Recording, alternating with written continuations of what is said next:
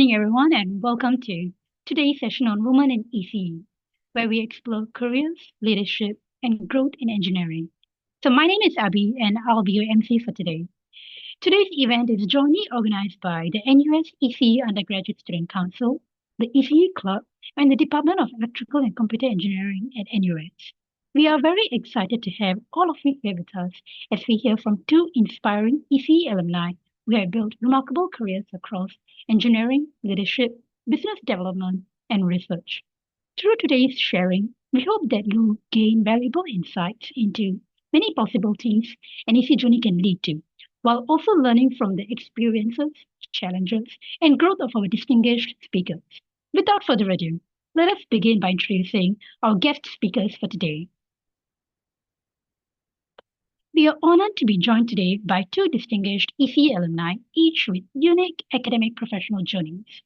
First, we have Ms. Estelle Ang, who have completed her Bachelor of Engineering in Electrical, Electronics, and Communication Engineering at NUS between 2007 to 2011. She later returned to further her studies, completing a Master of Business Administration at NUS Business School from 2021 to 2023, specializing in strategy and organization and finance. We are also pleased to welcome Dr. Elisa Mo, who completed her Bachelor of Engineering in Electrical Communications Engineering at NUS between 2001 and 2005. She subsequently pursued a Doctor of Philosophy in Electrical and Electronics Engineering at NUS from 2006 to 2009.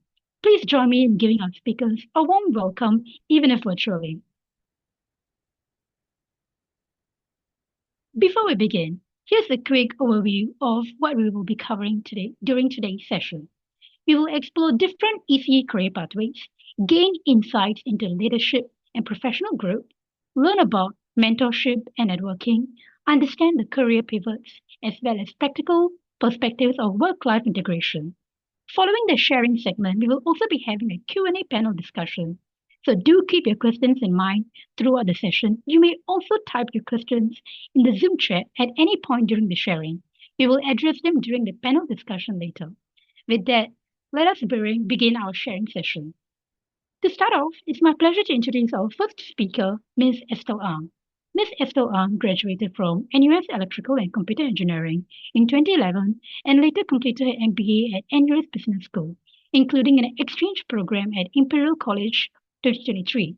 She is currently a Senior Business Development Manager at RNS and has worked across senior engineering and business roles spanning the Asia Pacific, Middle East, and Africa regions. Today, Estelle will be sharing her journey, experiences, and insights into career growth and leadership. Without further ado, over to you, Ms. Estelle. Thank you, Abhirami. So, good evening, everyone. Thank you for the time and I would say the commitment to attend this talk today. So, I'm Estelle. I've graduated from the School of Engineering in 2011. So perhaps today to give you a little bit of background, firstly about my company and what we actually do. So I actually work under this company called Roder and Schwartz. If let's say you are from the RF field, radio frequency field, or wave labs, you probably have heard about us. Otherwise, go to the wave lab to actually learn more about us. So basically, I work for a German company. Roder and Schwartz is a privately owned global company. Upon graduation, then I realized that being in a privately owned company is so important, especially in today's context, because as a privately owned company, we're actually not really weighted by P&L, profit and losses. So most of our jobs are more or less secure to a certain extent. So with that mindset, the company is able to invest a lot more in what we call research and development. This is especially important in today's context in terms of technology. So Roder and Schwartz has 90 over years of experience in this RF field, and we are currently also transforming into others different sectors as well. So on the next page, you will be able to see like the areas of focus that we are focusing on. Basically, in Roder and Schwartz, we are a technology company. We have a lot of equipment in the test and measurement industry. So mainly revolving around the radio frequency segments. Other than that, we also do broadcasts. So for example, the ones that you are looking at in terms of MediaCorp, all the back ends, broadcast testers and all those broadcast equipments are actually from my company. So that's how we are more relatable. Then, of course, on the other hand, if let's say you go to certain airports, we have also the Wave machines, which you'll find yourself standing in a very weird position with two different plates in between and things like that. So those are what we call the millimeter wave technology. And it's actually able to scan your body inside out to capture all these, I would say, high risk security items when you actually carry along with you. But of course, at the same time, we also do defense, security, and today we are also venturing into quantum physics as well, network cybersecurity. So with that, that's a larger picture. But in Singapore, we are a little bit special. On the next page, you'll be able to see how this company actually started in Singapore since 1997. So as of next year, we will be meeting our 30th anniversary based in Singapore. So Singapore is the only, I would say the only station that's beyond Germany, whereby we have almost like a satellite kind of setup, basically mirroring what we have in Munich. So in case of any emergency cases, at least it is still functional with a second place in Singapore. So we have things like the research and development. We have also the systems subdivisions. We have also the production that's based in Loyang and also Johor Bahru. So what do I do? On the next page, you will see I belong to this group called the Systems Group. It's a little bit special. In Roda and Schwartz, we do more of the equipments, but for my particular group, we look into the value system, into how we actually can harvest more value in terms of the equipments that we can deliver. So in today's context, more of which is like I would say from customers' perspective, users' perspective, typically it's no longer about, oh, what equipment do you have to provide me, but more like how do you solve my challenges and problems? And this is where we actually come into the sector. So in this aspect, what I'm trying to do here is also to share with you like some of the solutions that we actually do. To be honest, I have never heard about all these, like, for example, the electromagnetic compatibility, the EMC system, what is it about?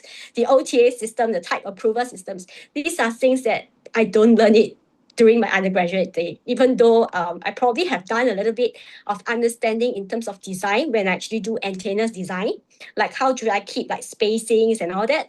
But in the nutshell, in terms of the more in-depth technology or more in-depth purpose of why we are doing this, is definitely not known. I have to learn it on the job. So for example, in EMC systems, which I'm more well-versed in, you see down here are the different logos. Actually, it's very relatable to our daily lives. If you actually go around yourself, your home, you will see like, for example, down here, I have like a electronic here. Typically, you will see logos behind. And these logos are like your CE, FCC, CCC, and all that, which belongs to many different countries. So basically, what does it mean? All your electronics that are imported in country have to be tested and certified. This is to ensure safe use. So take, for example, in the past when, I'm not sure if you are born during the days when cordless phone was first started, but when cordless phone was around, you will see that when cordless phone first ring, the televisions will flicker. So all these are what we call interference. But over time, you start to realize it doesn't anymore because they are properly regulated. So these are things that the industry or globally, they are also trying to evolve and also learn as we go along. So as technology evolves, we learn more in terms of knowledge, then things will start to change. That's why engineering is actually very important in this space. Without us, technological advancement will come to a challenge. So other than the EMC systems, we also do the over the air, which is for antenna measurement, and also the type approval, which is also from a different sector. So if let's say you are interested, the system group in Singapore, we have about more than 60 members already. And usually it's about 10 years of experience. Yes, we hire fresh grads. Yes, we have like internship positions. So it really depends on what you are looking at. So these functions are typically end to end. So there is like pre-sales, engineering, projects management, and customer care. But of course, if let's say system group is not something you're looking for, there's also another group for the research and development, which is on the next page. So in Singapore, we have started since 2028 to develop instruments from Singapore for the world. So we do more of the value instruments, for example, the handhelds, spectrum analyzers. We do power supplies and also some of these monitoring receivers. And some of these solutions, or rather most of all of these solutions are actually used worldwide, delivered from Singapore, designed in Singapore, together with the patents, the R&Ds, and also the production plant that is based in Singapore. So if that's of your interest, to look out for our postings or opportunities on our websites. So with that, I think I'll move back to who I am today and how my journey in through these years that perhaps you can learn from. So here I actually shared three different pictures, or rather three different milestones of my life. Basically, I started off from NUS as a in ECE, not just as a I would say not just as a trained engineer or a practicing engineer to begin with. I also, I mean, in schools wise, I have a lot of friends, and of course, on the side, I'm also a part of this NUS Students Union. So as of now, if let's say you are still a student, what I would suggest to you is actually make good use of this time, because this is the best time for you to make mistake and learn from it. And to be honest, in today's context whereby the world is so uncertain and turbulent, things are always changing every single day. And how do you keep yourself agile? These are knowledge and soft skills that you have to learn along the way. And the best time to actually learn it is from school. Nobody will fault you at school, and you are able to actually pick up very fast because there's no baggage as compared to when you going to work. You have to think about 1001 things of the risk that you will get involved in before you even take the next step. So my advice to current students is really, as much as you can, explore whichever ideas that you have, go for it and make as many friends as you can. So at the same time, it allows you to have more experiences. These experiences will come in very handy with you to carry along as you move along in your career journey.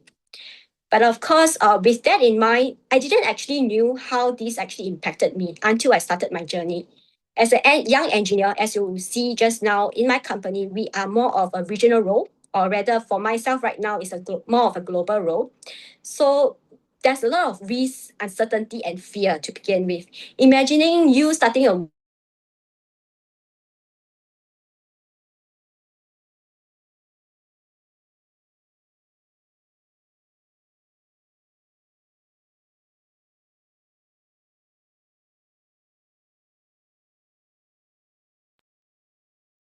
Sorry, I think there's a delay quite there.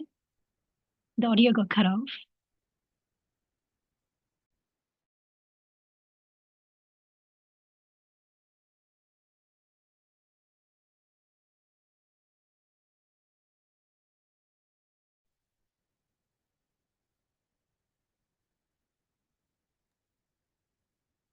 Right. So it seems like there's some technical issues. We'll continue with the next part of the slides. And yeah, so Mr. Esther Long is not over here, but let's thank her for insightful sharing on RNNs, and also for quite insightful hearing about her growth and experiences across the different parts. Yeah. Now we will hear from our second speaker, Dr. Elisa Mo. So Dr. Elisa, Abhi, before we go to yeah. Dr. Moore, is it possible to contact Ms. Estelle? Oh, yeah, I think I'm not she's back sure. online. Oh, she's back. All right, that's great. Yeah, because All right, she's Miss already Estelle. talking, right? All right, Miss Estelle, would you like to continue from where Yeah, you left off? sorry. All right, Are no you able to worries. hear me? Lucky Yeah, I I have can hear backup. you now. Okay. Where was I? Oh, right.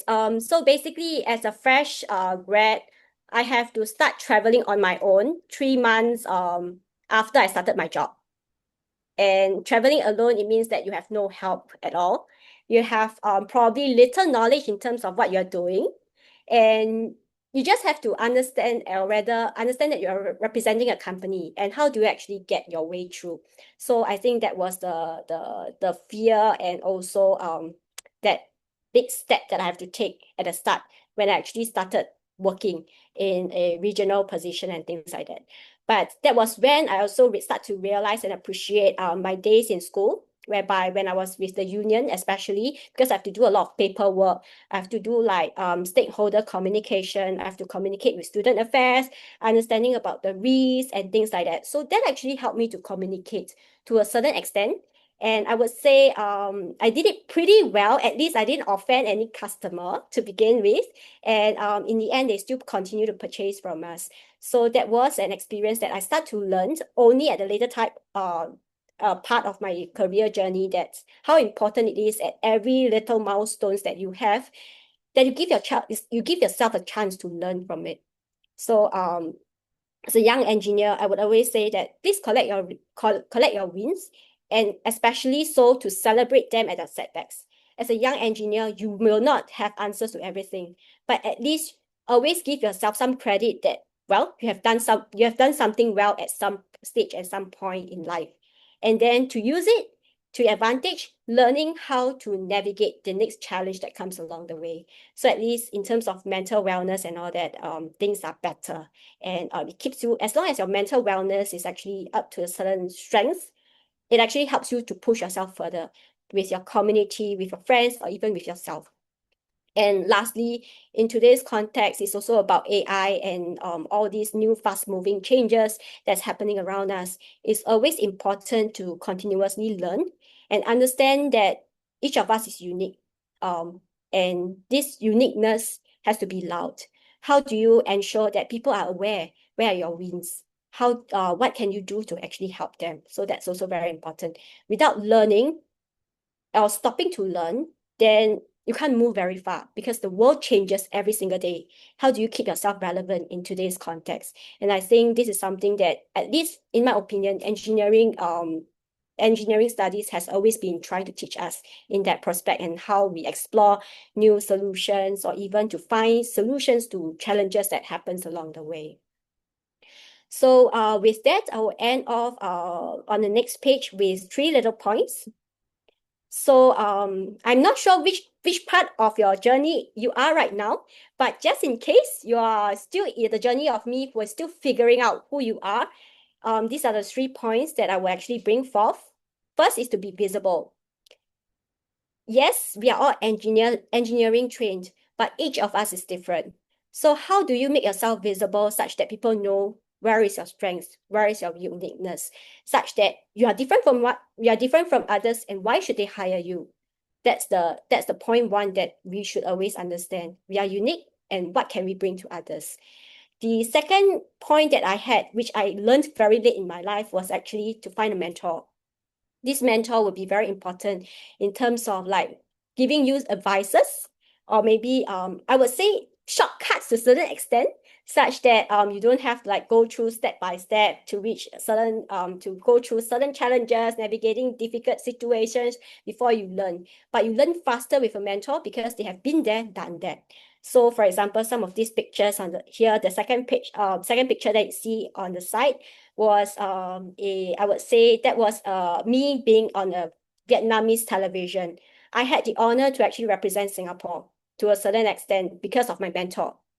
So I actually requested from her at that point in time to have like a global experience in terms of what they're doing, how do they actually help like the global community and things like that. So having this mentor actually sponsors your growth. And to have that mentor to actually walk this journey with you, it accelerates your path as well.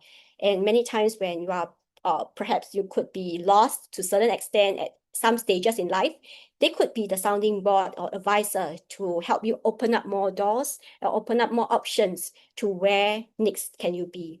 And lastly, also, I think most importantly, even if I don't tell you, the whole world is telling you to keep learning, because the world is always changing. Without learning, there will be at some point in time you will be phased out in this society. So with that, I will just hand over back to the Abhirami. So Yes. let's see if you have any questions, feel free to ask later. Yes, thank you, Ms. Esther, for your sharing. It was really insightful to hear about RNS and hearing about your growth and experiences across different paths. To the audience, keep in mind that the chat is still open, and feel free to ask any questions if you have. With that, next we will hear from our second speaker, Dr. Elisa Mo.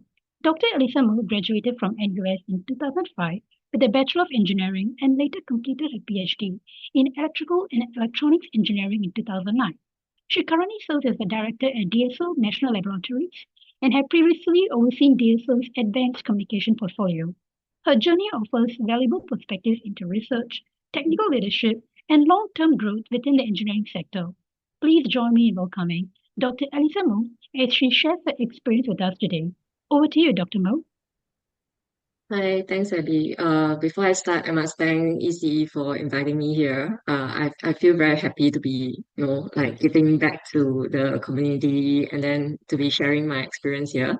And to Estelle, very interesting journey you had.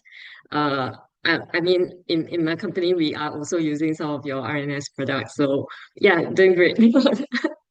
Okay, so like Estelle, I'll be giving you some introduction about what my company is doing. So hopefully you have some more insights, and then it can be one of your career choice as well. So in DSO, we are Singapore's largest national defense R&D organization. We develop technologies and solutions that provide technological surprises to sharpen the cutting edge of Singapore's national security. So much in the sentence, right? So, why do we need cutting edge, and how are we doing it? So first, because Singapore is a very small nation, so we must be able to defend ourselves to protect our sovereignty and our people. So that's why we are here. DSO is here. And second, in order for us to have an edge over others, we need to develop capabilities in-house. And these capabilities will not be able to be bought over the shelf or to be bought from other partners. So yeah, and that is why DSO exists. We started 50 years ago as a three-man company. So that time it was only three engineers and they were doing very secretive work in a very small house. Yeah, but today, after 50 years, we are more than 2,000 strong. So slide next, you will see that there are eight divisions. We have eight R&D divisions, and it spans across air, land, sea, cyberspace, information, and so on. Myself, I am in the electronic systems division. That's the top right one. It says electronic systems. People always ask me, what exactly do you do? So in essence, I do electronic warfare. So if you understand things about radar and jamming, so that's things that I'm doing in this division. I mean, if you come to DSO, one way is to select the kind of system that you like to do. For example, if you are into robotics, into drones and autonomy, then you will naturally go for a robotics division. So that's one way to see it. Another way that we often will assign our new grads to the various division is by their domains.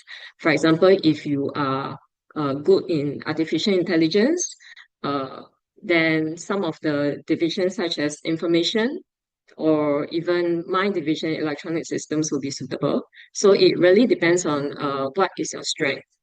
Uh, if you're good in, say, signal processing and embedded systems, my division is also hiring that, together with, say, robotics division and emerging systems. Uh, I can pause here for you to take a look at the various domains that we are hiring in. So other than engineering, we also hire students with background in sciences, for example, in physics. And recently, with the rise in quantum technologies, we are also hiring quite a bit in the quantum realm of things. Yeah. Okay. That is a very short introduction of my company. So now it's all about me. Okay, so if you look at the left, that windy road, right? That's the windy road that I took. It all started with internship in DSO. So I had internship in DSO back in 2004. Then I thought it was a very interesting place because they do R&D and then they serve the national needs. So and also, of course, it's about the culture. It's about people having perseverance and doing all sorts of innovative stuff in the company. And it attracted me to, uh, after my graduation, to join DSO. Then soon after, I I actually applied for the DSO scholarship to take PhD. And now I was very lucky that they accepted and they sponsored me throughout the PhD.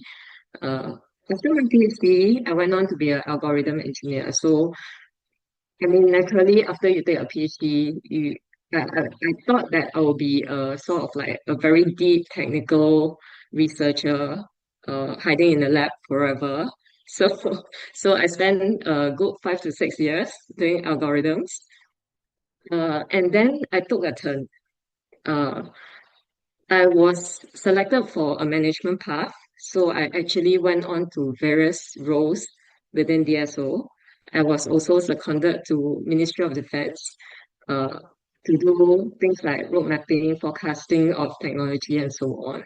So it was no longer about solving equations and running simulations, but really a lot of technological forecasting, road mapping, and some of the higher level work. Yeah. So that probably started my management career within DSO. And now the top bubble where I'm the director now of a core program, about 40 packs. And I also took on the role of a mentor. Um, we just had a mentoring program and selection just started. I think, yeah, I'll probably be mentoring about 10 of the younger engineers. Okay. And meanwhile, I was also quite intrigued by leadership development because I realized that even in a R&D organization, it's pretty important for us to have good leadership to guide through, to provide a safe space for the rest of the engineers to develop their work. So I'm also quite passionate as an active member in the leadership development office.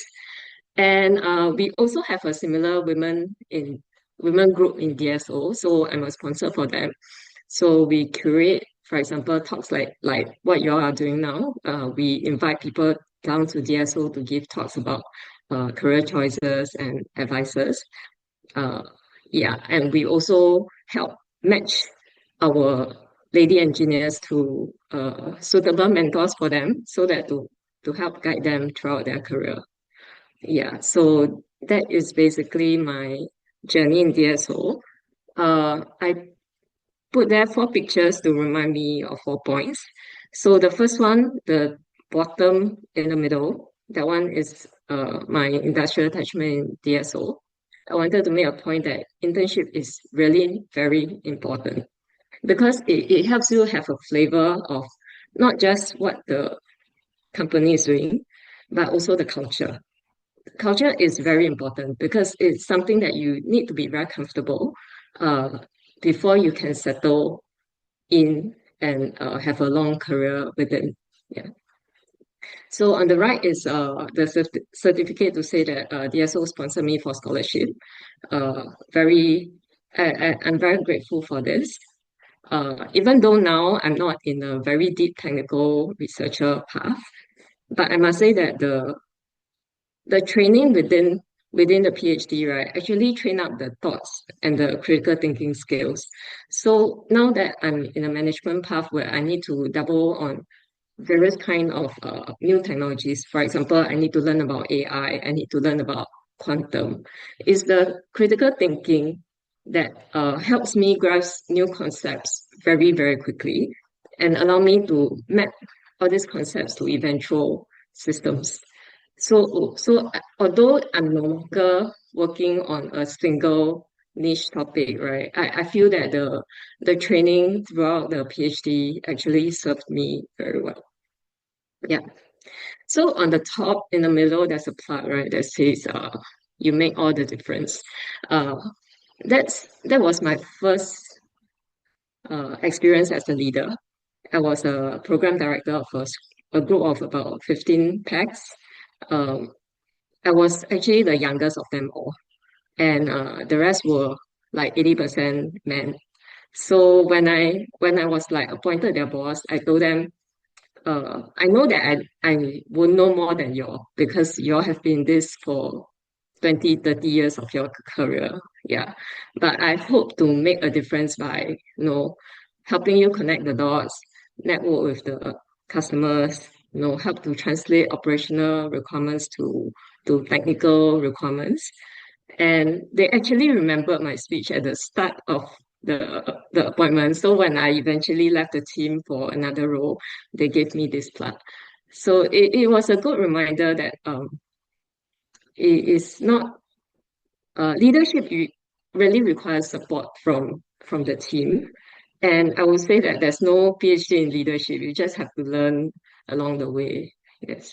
And then the last one, that big group photo, right, is to remind me that professional network is really important. We need to build professional network in order to get our work going. No matter how good your work is, you need someone to appreciate that. So, uh, in my secondment to Ministry of Defense, I had the chance to work with various parties. I had to work with like Army, Navy, Air Force, DIS in the SAF. I also had to work with sister agencies in the DTC community. So that really helped me build up professional network along the way. Okay, so that's my journey. In the next slide, I have a few, just like Estelle, I also have a few points where I always bear in mind.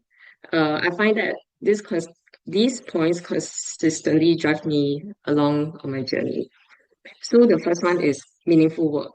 No matter what I do, I always look out for something with high operational impact. And uh, I love things that are technically challenging. Yes.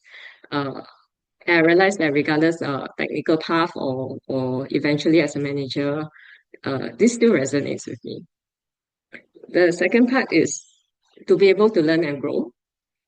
So like as well, I felt that support from mentors was very, very useful in my career path. It helped me.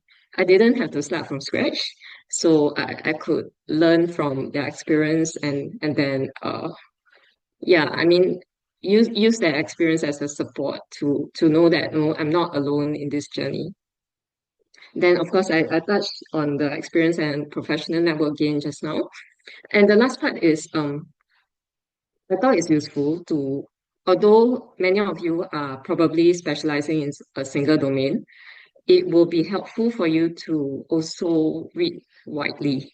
So for example, if you are specializing in signal processing, uh, you should probably look into, for example, artificial intelligence, how it can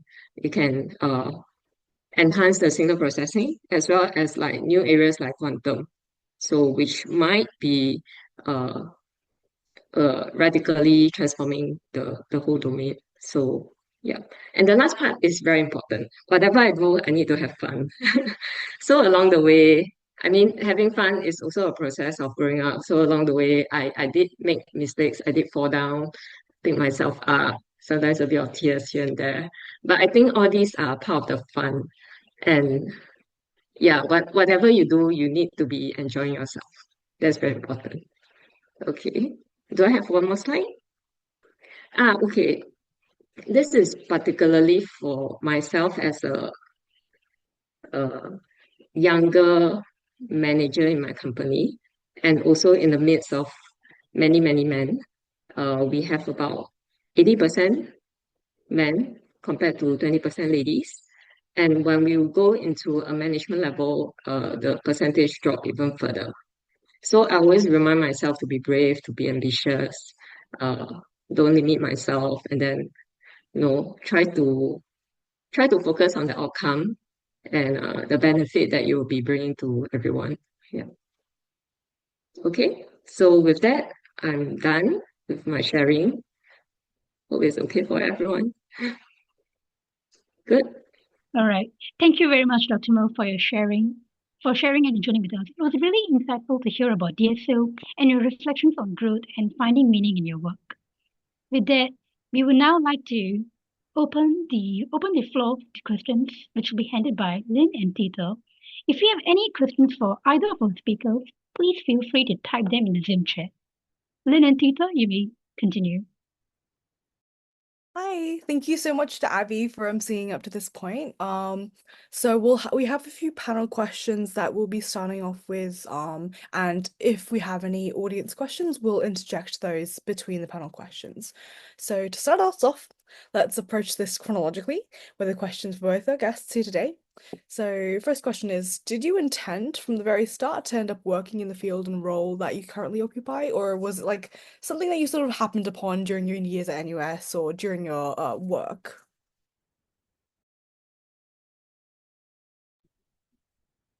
Elisa, would you like to go first? Okay, I can. So the question is whether I ended up working in something that I had planned for, is it? So I'll talk about undergrad first. So you know that I graduated with bachelor in ECEs, right?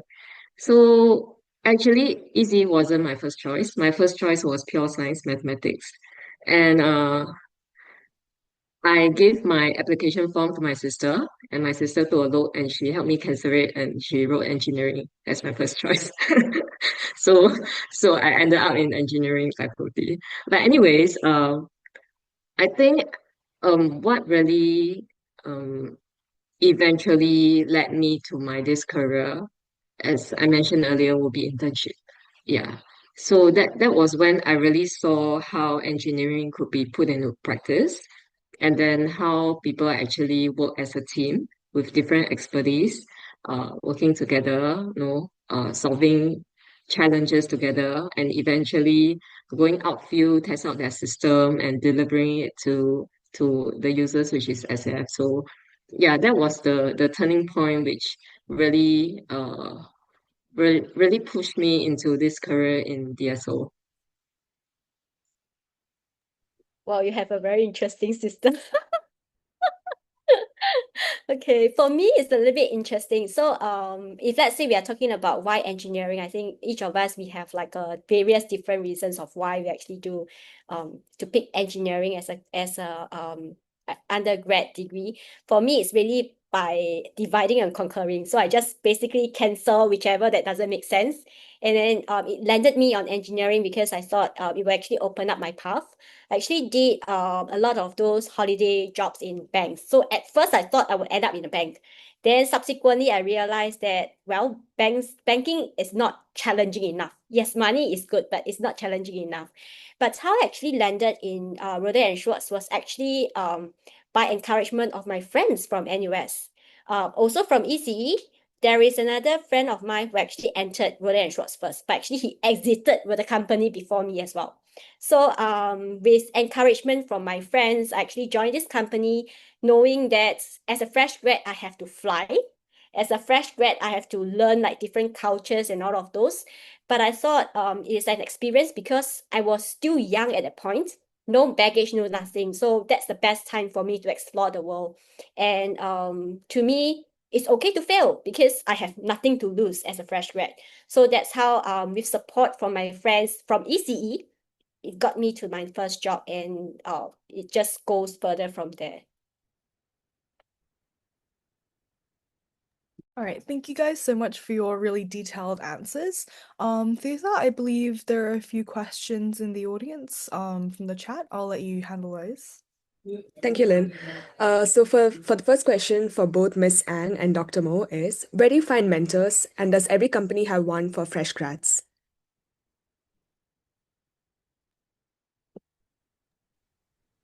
Okay, I can start first. At DSO, if you join, okay, so during my time when I was a young engineer, there wasn't a mentorship program.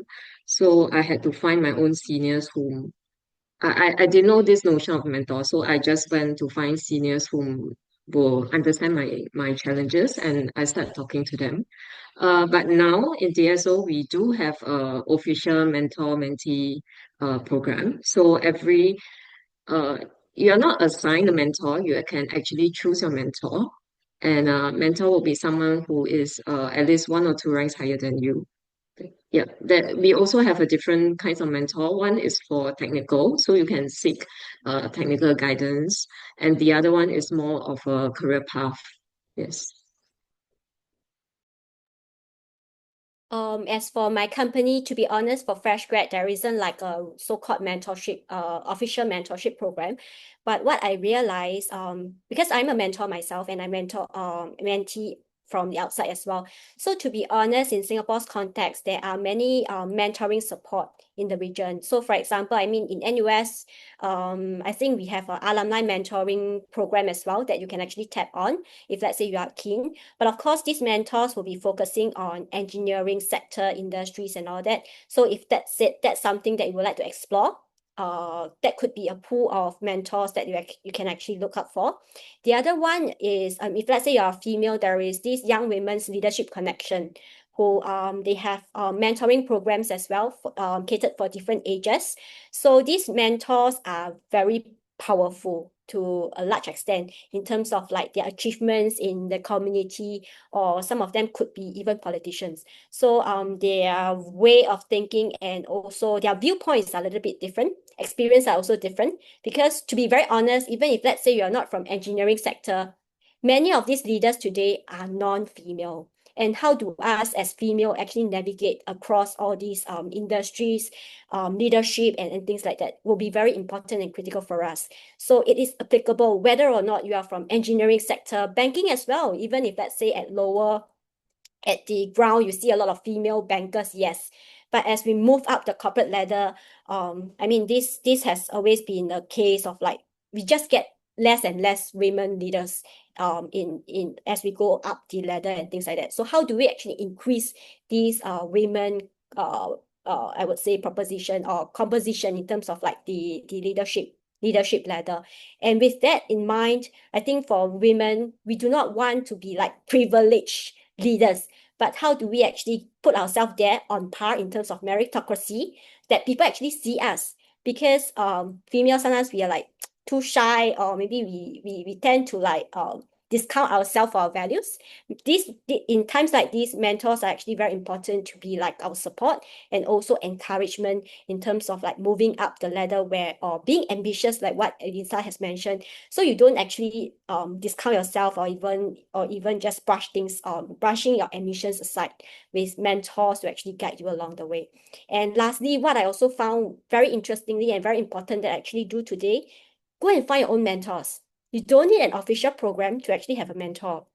You can just approach anyone whom you find that is inspiring to you. Go talk to the person. You can always ask if, let's say, the person is actually open to having a mentee in you. But of course, there needs to be a certain kind of chemistry to even begin with this. And also, it will be good also to let the person know what do you intend to get out of them, or perhaps to learn from them. Then that could also lower the barrier to accept you as a mentee. So to be honest, with practices like this, it could also help to actually, I would say, pitch yourself, or pitch the value proposition of you to whichever organization that you would intend to join when you actually graduate. So take that as a practice, no harm doing it. And I mean, since there's no baggage, no losses, why not? Yeah, so back to the committee. All right, thank you, Ms. Ang and Dr. Mo. So we have one question specifically for Dr. Mo. So for students who are looking to enter a career of academic or commercialized research, what are some differences that you have noticed between working as a researcher in a government-affiliated organization versus in a profit-oriented organization?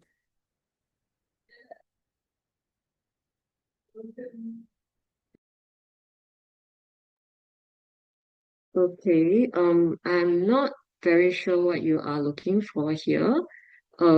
Perhaps as a generic statement, you can say that in a academic kind of environment, it's more about pursuing something that is really technically challenging. Whereas in a commercialized research environment, you are probably looking at space and time, and in particularly the time part to be able to get a breakthrough within a short span of time and be able to market the breakthrough. So that will be essentially the difference. I'd like to use this opportunity to also say that although I'm in so DSO is a R&D organization. We do more of a higher TRL work, meaning that we apply research outcome and we translate that into system development and eventually products. So we do have very low TRL, that means very upstream research, which we will usually do uh, have collaborations with like academia like NUS and other overseas universities. Yeah, so that is some difference between what we do in DSO versus what, for example, a researcher would be doing in NUS.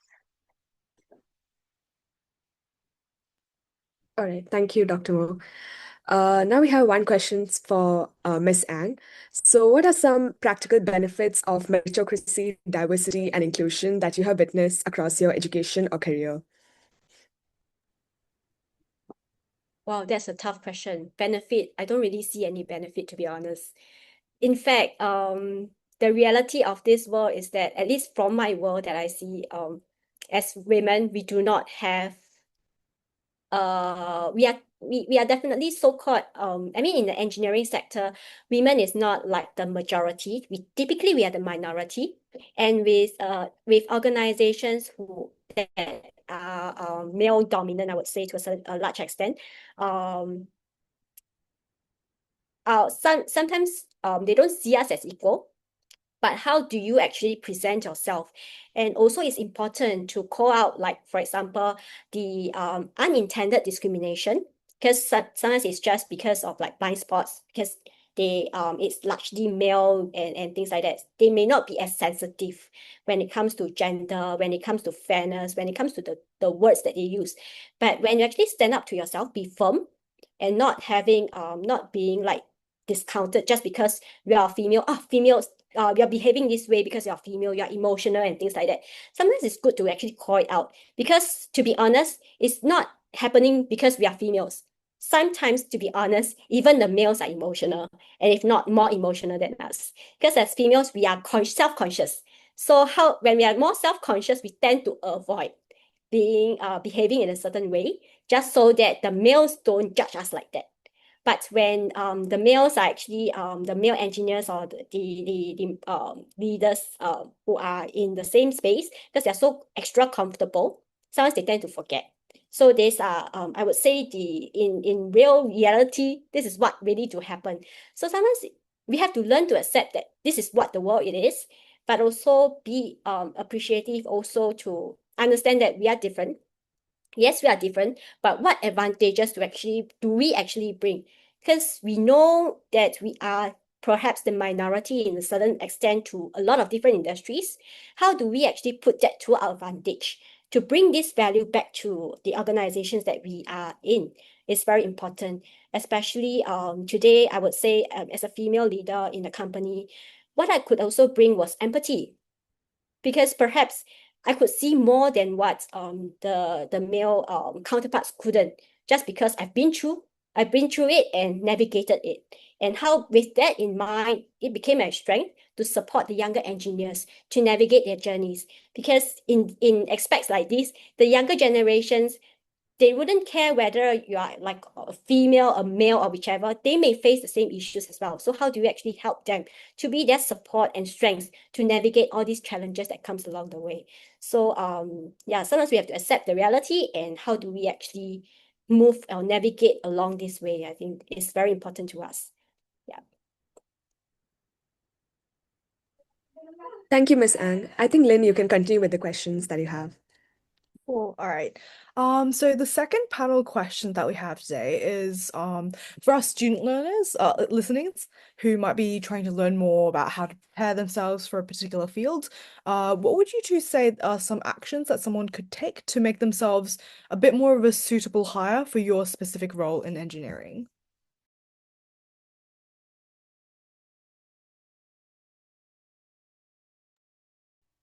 Estelle, do you want to go ahead with this first? Okay. To make them suitable, I would say these days, when I actually the advice that I actually will give my mentees who actually came to me, was that always understand what value do you actually bring to the company. It's not about the education that you have. Everyone has the same education. If let's say you have 10 resumes all from NUS, who do they select? Do they select the one with the first class honors? But what is the risk? First class honors, does it mean that they can solve problems? Does it mean that they are better suited for the culture? That's a question. But how do you actually show the kind of value that you can bring to actually make it practical for a company? For example, if let's say they are looking into certain direction in terms of like being agile, these days they are more looking into like characteristics. What kind of character do you bring in terms of, are you agile enough? Do you have evidence or rather experiences in your resume that actually shows that, wow, you have done certain kind of projects, and what do you learn from these projects? What are the KPIs that you actually bring in these projects? Would be something I think would actually stand out on your resume than your educational status or the number of internships that you've done. Because to be honest, these days, I'm still hiring interns, to be honest. And some of these resumes that I'm seeing is like, oh, wow, they have done a lot of internship, but whether or not this internship actually makes sense would be something that you might want to consider. Start pacing yourself in terms of like where do you want to see yourself at the end of when you graduate, and then what kind of skill sets do you want to acquire, and also be able to show through your resumes or even the works that you are doing that will make you employable hire to the company. And to be honest, with a good resumes, substantial resumes like this, perhaps you may even negotiate a higher pay. Who knows, depending on how the company actually look at the value that actually bring to them. That's my take lah. So maybe Eliza has a different viewpoint. Okay, I'll maybe narrate a typical interview and how we select who would be our new hire. So of course, having a good grade, it helps. It helps give you a better chance in interview. That said, right, I have interviewed almost perfect GPA score first class graduates, and we don't found and in the end we didn't find him or her suitable. And it's because usually we look out for certain attributes. One would be that you are inquisitive, you are curious, because we are in, like I said, we do cutting edge technology. You really need to be very inquisitive to look for something that is really not out in the market. You need to be able to ask questions, look for details, look for some uh, little clue that can help you uh, solve a incredibly difficult and challenging problem. So we do look for that, and in DSO we also want people to be innovative, to think out of the box. So even if, like I mentioned earlier, also even if you are currently specializing in a certain field, being well read, uh, being a- being well read in like other technological advances in the adjacent domains would help a lot. Understanding how your specialization can contribute to the area will definitely help a lot. So I would think that be be very good in what you're doing now. Read up a lot, understanding the world a lot, so that you can converse in a very, okay, I'm going to use technical term, high entropy conversation.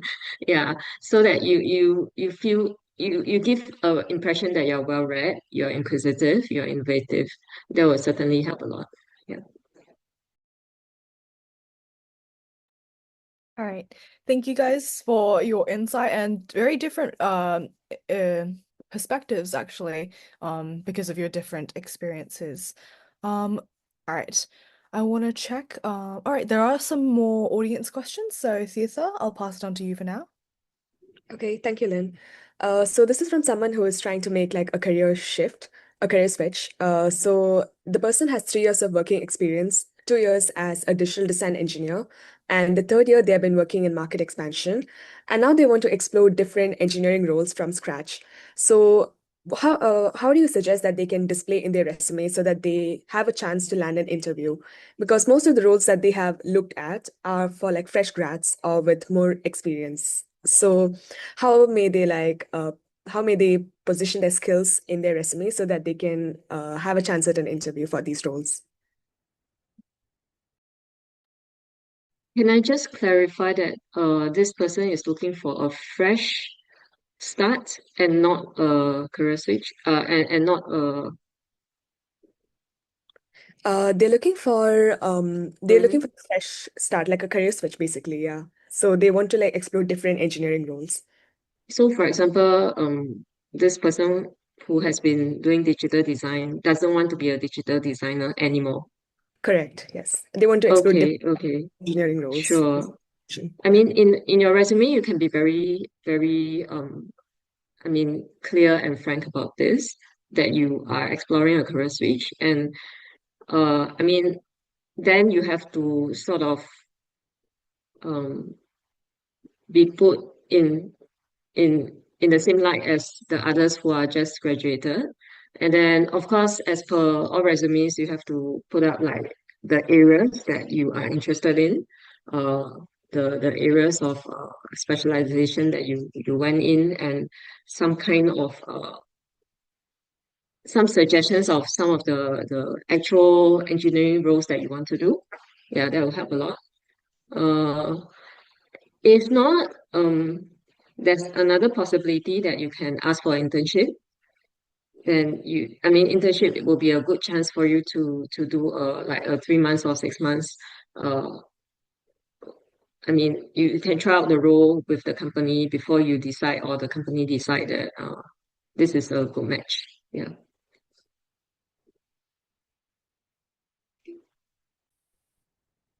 Yeah, I thought that was the internship was a good idea. But I think we also have to be realistic. If let's say it's like a totally new role from scratch, typically it also means that your pay is more or less will be affected. So whether or not you are comfortable with that, that would also be a question. Then if let's say you are not, then perhaps you have to make good of the experiences that you have previously, and how do you actually move this so-called or picture these experiences into the new role or hire that you're going to. But because I think Eliza, she's more on the government sector, which hiring is more structured. If we are looking at private sector, which I'm in, we typically, or rather, not just myself, but also the industry around me, typically what actually works best, firstly, you need to have a cover letter.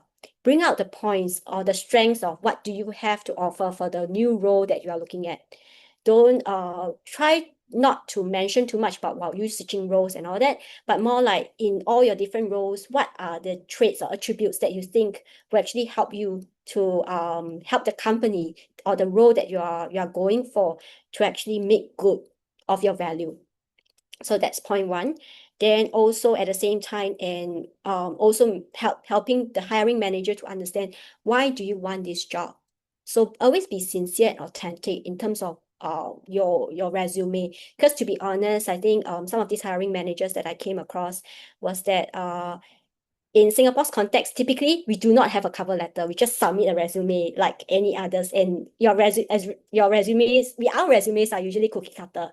So we can submit 10 resumes of the same content to 10 different companies, and hoping that the company actually understood what you're trying to bring across. But having a cover letter is more authentic, more genuine. It also shows that you really did some homework in what you're going for. So that actually helps you to score some points to the hiring manager. That's point one. I also have heard of the employees or potential hirings actually approach the companies as well. So first, some ways is that they might also try to understand from hiring manager or people around the company about, oh, what is this role about? What is the culture like and things like that, so that you actually have an inside-facing sponsor before to actually help to support your case. So that could also be another way. Then, of course, like what Eliza has also mentioned is about internship. that's the best way for you to actually gain experiences. But also at the same time, it takes time. Internship is not like a everyday, and sometimes it doesn't. In the private sector, especially, these days, because of all this uncertainty, internship does not always translate to a permanent hire in the end. So those are also risks that you have to consider. And lastly, of course, through mentors, it's also very helpful. I've heard of friends who, because of mentors, sponsored their internship programs. And if let's say you find a good sponsor in terms of these mentors, they may even have the leverage to actually convert you to a permanent hire in months to come, or perhaps a year later after this internship. So those are the areas that you can consider. If let's say you do not want to start from scratch and having like a fresh grad pay again. Yeah, so that's something for consideration. Of course, there are many other ways as well that you can think about. Okay, so maybe back to you Thank girls. you. Thank you, Dr. Mo and Miss Ang. That was really helpful. So the next question that we have is, how has your definition of work-life balance shifted as your family has grown or you have moved into a more senior role?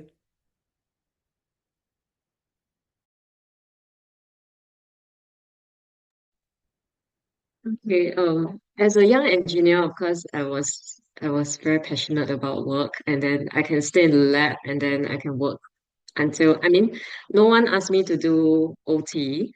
I was just very interested in the work, and I wanted to get it done. So I can stay in the lab until 10, and I'll be very happy about it.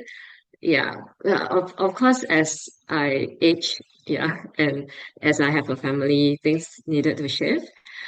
And I always tell people that work-life balance, right, is not having work-life balance every day. It's not like every day your work and your life is balanced.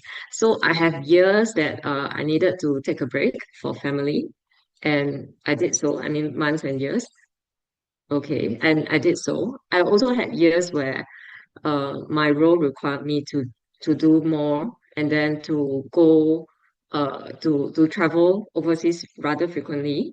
I remember there was a time where I was just the night before I was set to leave for France. My kids got were down with COVID. So that point of time, I look at my husband, and then he said, "It's okay, I can handle it. You just go." Yeah. Then I realized that no, at that point of time, I the work part could take a little bit of a higher priority because I have a supportive husband, and the kids are old enough to take care of themselves. Yeah, so I think it's about shifting and balancing across years, and it's not about day to day. You every day you try to strive for a work and a life balance. Yeah.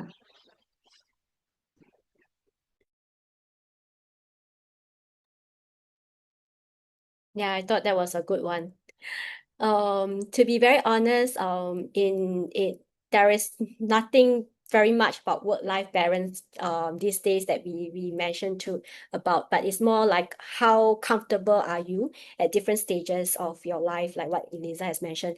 So it's always what are your priorities and how do you actually allocate them? Because to be honest, in Asia, very often we don't really get what we call work-life balance. It's all by choices. So at each stages in life, what are the life choices that you want to make, and what kind of trade-offs you will be actually taking when you actually make these decisions. And it's also very important to have a supportive partner who believes, and also who believes in what you believe in, and also walk you through together like a real team, like a real team in terms of like whichever milestones that you're navigating in life. This is a shared journey. How do you actually proceed on with this shared journey together? And how do we support each other? Because I think in Singapore's context these days, most of us we have dual working parent, and we have to share this load. And we are lucky to be born in Singapore to be able to have this shared sense of responsibility in both men and women. So other countries may not be so lucky to a large extent. So use that to advantage, communicate it. What are your wants? What are your needs? And how do you actually find a balance in between the two? So I would say each family is very different, but find out what actually works best for the both of you. Thank you both. That was really insightful. So we have two questions for Dr. Mo. So I'll just ask them together. So the first question is, what does high entropy conversation mean? And the second question is, do most of the people who get hired at DSO, have they done an internship at DSO before? Is it something that the person is specifically asking that they are a fresh grad and they have found a job already, but then they want to try at DSO? So is it something that the person should consider, given that they haven't done an internship with DSO? Sorry, the first question was the high entropy conversation, is it? Correct. Yeah. Oh, so it basically means that you are well read enough and you know enough to engage in a meaningful conversation. And the conversation wouldn't be just about what you learn in school, but also like, well, what's your perspective of the conflicts around the world? Um, how do you think whatever you are learning can eventually, I mean, for during interview, I'll be asking questions like, what do you think whatever you have learned can contribute to R&D and to defense systems? So having a conversation with high entropy means you are able to respond to such questions and not just narrate what are the things you have learned in school. Yeah, that was what I mean. Okay, so the other questions about hiring in DSO, we are still hiring. We have headcounts.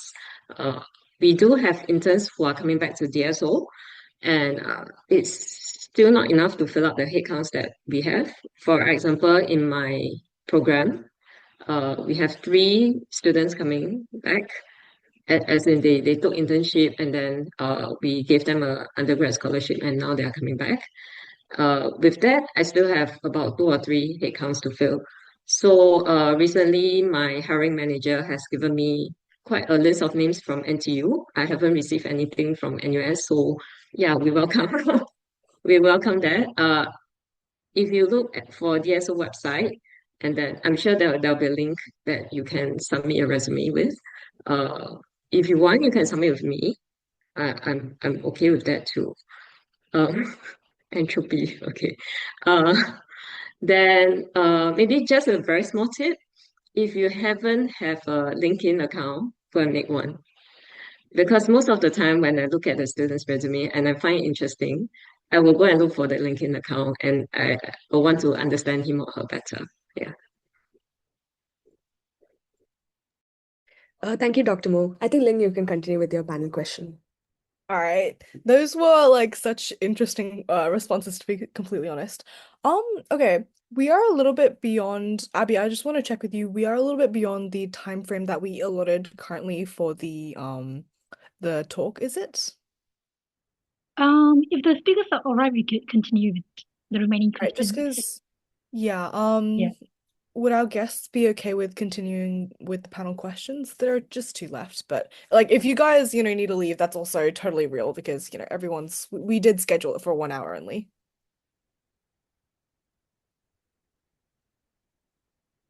Could I just double check with Dr. Mo and Miss Ang if you guys are okay with continuing? All Okay, right. all They right. seem okay. Yes, I'm Cool. good. Yeah. Okay, thank you. All right, I'll just continue with the third panel question we have prepared. All right, so I mean, you guys have talked a lot about like broadening one's horizons, as well as for the topic of gender that we are having a talk of women in EC today, right? Uh, let's have a question about how it can specifically affect EC students as well as professionals. So, what are some practical strategies that you guys would say you use to efficiently manage as well as lead your team, with consideration to your identity as a woman in a male-saturated field?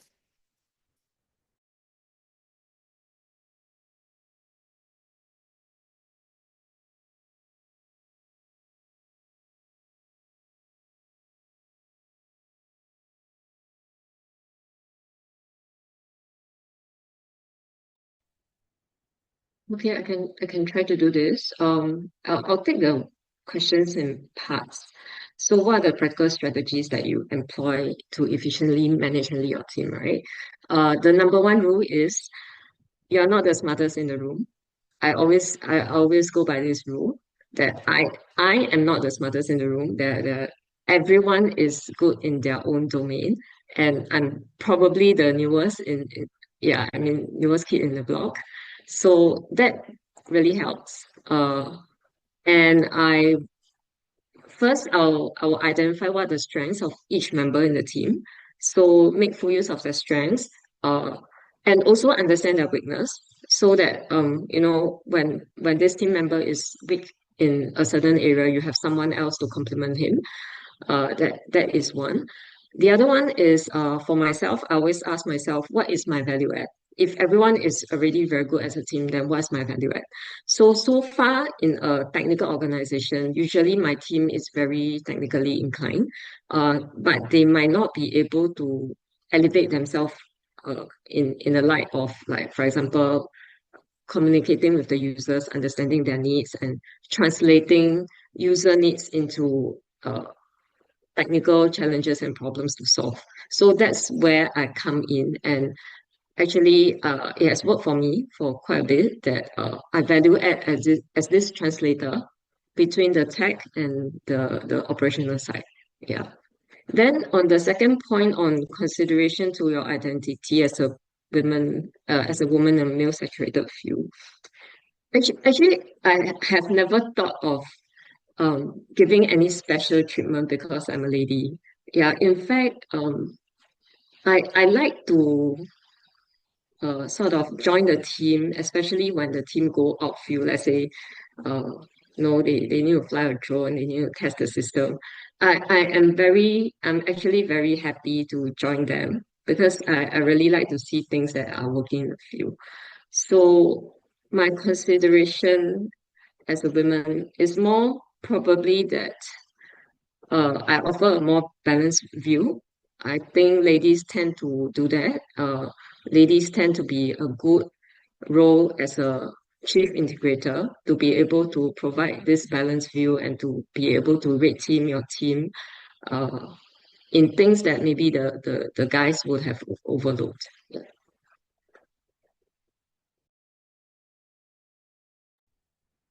Right. I like what Eliza has mentioned. To be honest, that's really our I would say the strength of most women to keep to a balance, and we are natural connectors. Because uh true to what I mean, even if let's say we do not really want, as in maybe some of us do not really want to be associated as being motherly, but to be honest, that's our nature. We tend to be more community centric. So sometimes we try as much as we can to be more inclusive, to be to ensure that everyone has something on their plate. So that's basically, I think, most women, we tend to naturally behave in that particular way. I call it motherly. Then of course, at the same time, let's say we look at leadership in the private sector, it's always about managing upwards, managing downwards. So what is the value that we actually bring to the organization? So the value in terms of not just our value, our team's value. So as a collective team, what do we have to offer to the company such that the team continue to exist? I think that's the in our corporate world, it's all about profitability. So that's very important. What kind of value do we actually bring to the organization? And that value doesn't mean it comes from you, but the team that you are leading. And in this team, each of us have our strengths and weaknesses. Even as leaders, we are not perfect in everything. We have our weaknesses as well. So when we have these weaknesses, how do we actually lean on through our team members to actually find these strengths in them to actually help to make things work? And I think in leadership wise, humility is also very important. Understanding that we are not super women, supermen, or whoever, but it takes a team to actually work together to make things work. And to be honest, what I learned over the years is actually it feels better to celebrate together than to celebrate your wins alone. Because to celebrate your wins alone, it means that you're just comforting yourself. After some time, you forget. But when you actually celebrate together as a team, people remember and they work with you further and to collect even more wins. So that's what I actually learned along the way all these years. And I actually do enjoy this process of celebrating wins together with the team. So that's the greatest takeaway and my advice to those aspiring leaders or oncoming leaders.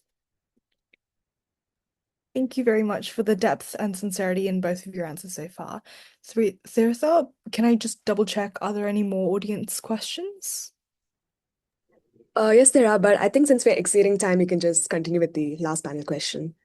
Understood. All right. So the very last panel question that we have today it's a bit more regarding working professional, right? So what are some habits and priorities that changed between your time as a student at NUS and your life as like a professional, working professional, right? And are there any pieces of advice that would have helped you during those years of your early career?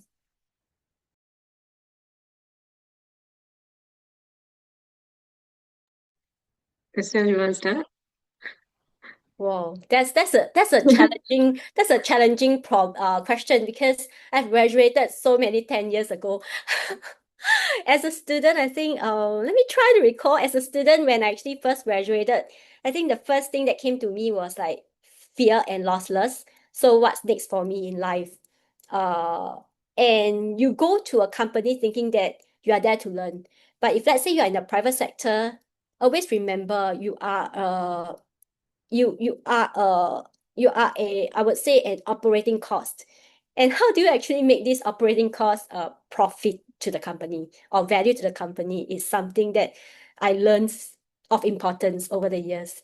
So especially usually when they actually talk about wow they have to spend time and effort training you. So what I learned at the start was pay negotiation. They will tell you that oh you're a fresh grad, we have to spend time and effort to actually train you, so we cannot pay you too high, so that at least there is like some returns to the company. They see some returns first, then you can negotiate further.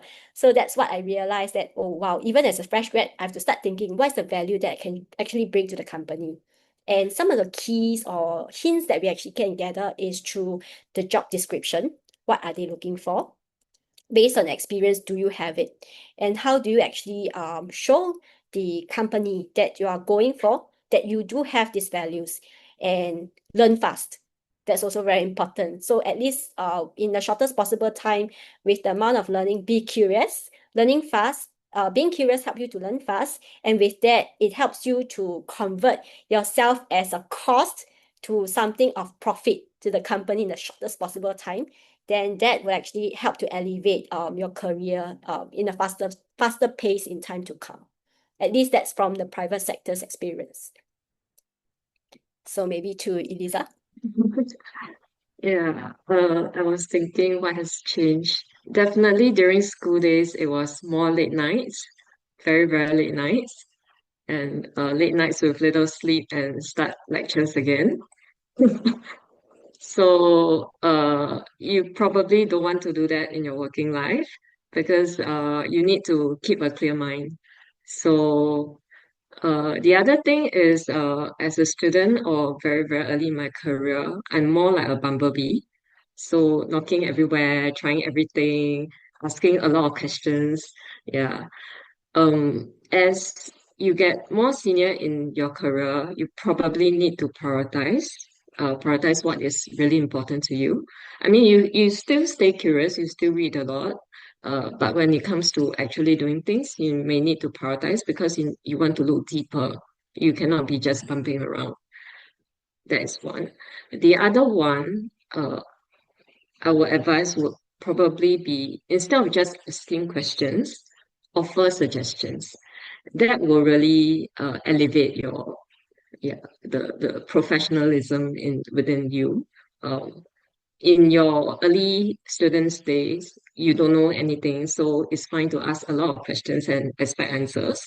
Once you're in your job, in your career, people are looking at you to provide the answers. So while you're still asking questions, which is still good, offer some answers, offer some ideas that will really, improve your visibility. People will look up to you. Yeah.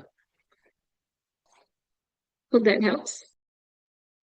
These are very interesting questions, and I think it's actually really good that we had two guests here, one from private and one from more government sided, because these are very different priorities. And I mean, obviously, there's going to be differences in like these sorts of organizations. All right, that is those are all of the questions that we had for the panel today. A final thank you to the guests for sharing your insights on all of these questions from all of the audience as well as the panels, and myself. I'll pass it on to Yabby to conclude the talk.